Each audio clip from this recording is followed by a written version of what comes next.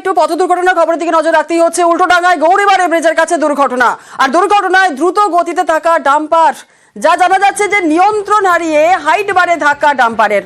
আরো একবার আপনাদের জানাই, উল্টোডাঙ্গায় গৌরীবাড়ি ব্রিজের কাছে এই দুর্ঘটনা। কখনই দুর্ঘটনা ঘটলো, কেউ আহত হয়েছেন কিনা কি জানা যাচ্ছে, আপডেট নেব। আমাদের সঙ্গে রয়েছেন আমাদের প্রতিনিধি অনুপ চক্রবর্তী। অনুপ, গতকাল সেই রাত 11টার পরে একটি ডাম্পার যখন গৌরীবাড়ি ব্রিজ থেকে একেবারে উল্টোডাঙ্গা গৌরীবাড়ি ব্রিজ হয়ে যাচ্ছিল, সেই সময় কিন্তু নিয়ন্ত্রণ হারিয়ে প্রথমে হাইট বারে ধাক্কা মারে এবং হাইট বার ভেঙে যে ট্রাফিক ছিল সেই ট্রাফিক সিগন্যাল ক্ষতিগ্রস্ত হয় এবং এই একেবারে নিয়ন্ত্রণ হারিয়ে কিন্তু ধাক্কা মারে এবং বেপরোয়া হয়ে যাচ্ছিল। তার জেরে কিন্তু এই ঘটনা ঘটেছে এমনটাই পুলিশের পক্ষ থেকে বলা হচ্ছে। যদিও সেই রাতে পুলিশের পক্ষ থেকে ওই ট্রাফিক সিগন্যাল ছিল না, সেই জন্য বড় কোনো দুর্ঘটনা ঘটেনি। কিন্তু রাতের বেলা ডাম্পার চাপাচাপি বেআইনি ভাবে বেপরোয়া ভাবে ডাম্পার যাচ্ছিল এবং হাইট বারে যখনই ধাক্কা মারে তখনই কিন্তু বিপত্তি ঘটে। হাইট বার সম্পূর্ণ ভেঙে যায় এবং ট্রাফিক সিগন্যাল সামনেই ছিল, এই ট্রাফিক সিগন্যাল সেটাগুলির মধ্যেই ক্ষতিগ্রস্ত হয়েছে। ধন্যবাদ। ফুল স্পিডে গাড়িটা এলো, এসে হাই ডাম্পারে লাগলো, ও সব সময় টানতে শুরু করলো। পুলিশে ওখানে কিয়ক্স ছিল, একটা সিগন্যাল কিয়ক্স, ওটাকে ওড়ালো। ওই সময়টা ফাঁকা ছিল বলে আজকে বড় কোনো দুর্ঘটনা ঘটলো না। দুর্গাপুরে গোষ্ঠী সংঘর্ষ ঘিরে উত্তেজনা, ব্যানার লাগানোকে ঘিরে দুই গোষ্ঠীর বিবাদ। দুর্গাপুরের ধুরা প্লটে দুই গোষ্ঠীর হাতাহাতি, একে অপরের বিরুদ্ধে অভিযোগ। ঘটনাস্থলে পুলিশ গিয়ে পরিস্থিতি নিয়ন্ত্রণে আনে।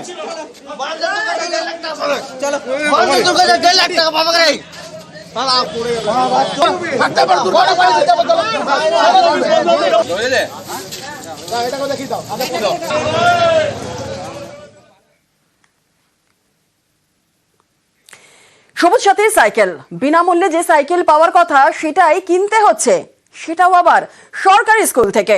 সুন্দরবনের স্কুলে 100 টাকা দিলে তবেই পাওয়া যাচ্ছে সাইকেল।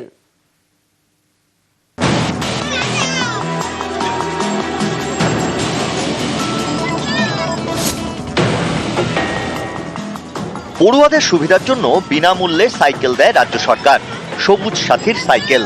সুন্দরবনের সরকারি স্কুলে এই বিনামূল্যের সাইকেলই কিনতে হচ্ছে। দক্ষিণ 24 পরগনার সুন্দরবনের পাঁচুয়াখালী হাই স্কুল, কুলতলির এই স্কুলেই সবুজ সাথী প্রকল্পের সাইকেল পেতে টাকা দিতে হচ্ছে।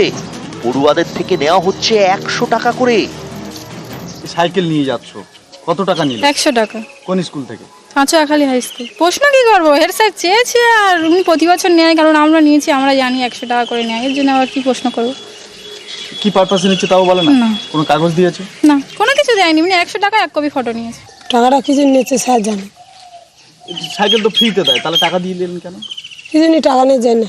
ফ্রিতে তো দেয় সাইকেল। ফ্রিতে দেয়, কি জন্য দেয় সেটা স্যারেরা জানে। টাকা না দিলে সাইকেল দেয়। প্রধান শিক্ষক মেনেও নিয়েছেন এভাবে টাকা নেওয়ার নিয়ম নেই, তাহলে নিচ্ছেন কেন? আমরা সিদ্ধান্ত নিয়েছি এইভাবেই, যে আমাদের গাড়ি খরচ করে এই যে জিনিসটা নিয়ে যেতে হয়, এই খরচটা বাঁচাতে গেলে স্কুলের তেমনি আমরা ফিজ অনেক কম নেই অন্যান্য শহর বা অন্যান্য জায়গার ক্ষেত্রে, এই না হলে আমরা পেরে উঠছি না, সেই জন্য আমরা নিই। সরকারের দুর্নীতি হতে হতে এমন জায়গায় পৌঁছে গেছে যে স্কুলকে 100 টাকা করে নিতে হচ্ছে। পশ্চিমবঙ্গ সরকার দেনায় ডুবে গেছে, সেজন্য কি 100 টাকা করে নিয়ে ছাত্রদের এই টাকা পূরণ করবে? প্রাতিষ্ঠানিক দুর্নীতির আখড়া, দুর্নীতিদের সংগঠিত শক্তি হচ্ছে তৃণমূল। মানুষ অতিষ্ঠ হয়ে উঠেছে, মানুষ আর নিতে পারছে না এদেরকে। আমি প্রথমেই আপনাদের মাধ্যমে শুনলাম বিষয়টা, আমি খবর নিয়ে জানবো এবং যাতে করে না টাকা নেওয়া হয় এবং যাদের কাছ থেকে যদি নিয়ে থাকে তাদের টাকাটা যাতে ফেরত করে দেয়, তার জন্য আমরা স্কুল কর্তৃপক্ষ এবং আমি এসআই, স্কুল অফ এসআই বা বিডিও সাহেবকে বলবো। কয়েকদিন আগে দক্ষিণ দিনাজপুরের গঙ্গারামপুরের হাটে সবুজ সাথী সাইকেল বিক্রি হতে দেখা গিয়েছে। এবার সুন্দরবনের স্কুল থেকে বিক্রি করা হচ্ছে বিনামূল্যের সবুজ সাথীর সাইকেল। দক্ষিণ 24 পরগনা থেকে অর্পণ মণ্ডল, নিউজ 18 বাংলা। সাততলা নতুন আদালত ভবন, এক ছাদের তলায় আদালতে সব রকমের কাজ হবে। আলিপুরদুয়ার জেলা আদালতের নতুন বিল্ডিং এখন উদ্বোধনের অপেক্ষায় রয়েছে। পাশের জেলা জলপাইগুড়িতে তৈরি হচ্ছে কলকাতা হাইকোর্টের সার্কিট বেঞ্চের স্থায়ী ভবন।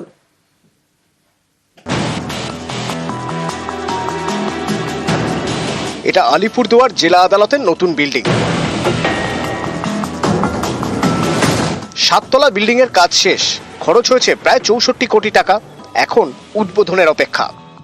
এটা আমরা কমপ্যাক্ট কোর্ট বিল্ডিং পেয়েছি এবং এর জন্য আমরা কৃতজ্ঞতা জানাই, ধন্যবাদ জানাই। খুব তাড়াতাড়ি কোর্ট বিল্ডিং হচ্ছে এবং এটা একটা অ্যাচিভমেন্ট আমরা বলতে পারি। একই বিল্ডিং এ একই ছাদের তলায় সমস্ত কোর্ট এখানে বসবে। আলিপুরদুয়ার জেলা আদালত, এই আদালতের বিভিন্ন কাজ হয় বিভিন্ন সরকারি বিল্ডিং এ। এতে বিচার প্রার্থীদের এক জায়গা থেকে আরেক জায়গায় ছুটতে হয়, হয়রানি। এই সমস্যাই এবার কাটতে চলেছে। তৈরি হয়ে গিয়েছে নতুন বিল্ডিং, এক ছাদের তলায় হবে আদালতের সব রকমের কাজ। এর আগে আলিপুরদুয়ারে জেলা প্রশাসনিক ভবন ডুয়ার্স কন্যা তৈরি হয়েছিল, সেটা 7 তলা। আলিপুরদুয়ার জেলায় দ্বিতীয় 7 তলা বিল্ডিং হচ্ছে এই নয়া আদালত ভবন। এইটাকে আমি অভিনন্দন জানাচ্ছি। আলিপুরদুয়ারের মতো জেলায় যে বিল্ডিংটা এখানে তৈরি হয়েছে, এটা দেখার মতো বিল্ডিং হয়েছে। আলিপুরদুয়ারের পাশের জেলা জলপাইগুড়ি, এখানেও তৈরি হচ্ছে আদালত ভবন। জলপাইগুড়ি শহরের কাছে পাহাড়পুর, এখানে 40 একর জমির উপর কলকাতা হাইকোর্টের স্থায়ী সার্কিট বেঞ্চ তৈরি হচ্ছে। এর জন্য বরাদ্দ করা হচ্ছে 377 কোটি টাকা। 5 তলা ভবনে প্রধান বিচারপতি সহ অন্য বিচারপতির অফিস এবং এজলাস থাকবে। স্থায়ী ভবনের ভিতর 15 জন বিচারপতির থাকার জায়গাও থাকবে। নিউজ 18 বাংলা।